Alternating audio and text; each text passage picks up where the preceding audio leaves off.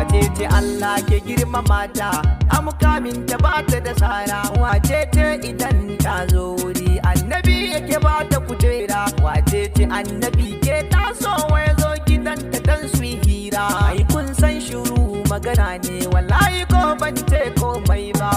Kita ka lafiya gimbiya Zara shugaba Fatima, cikin shugaba ne wake da uba irin nata ne, yar Khadijatul Kubra wake da uwa irin nata ne, uwar gidan Aliyu Gwarzo wake da miji irin nata ne, duk wani mai isa na kasan kita ka lafiya shugaba.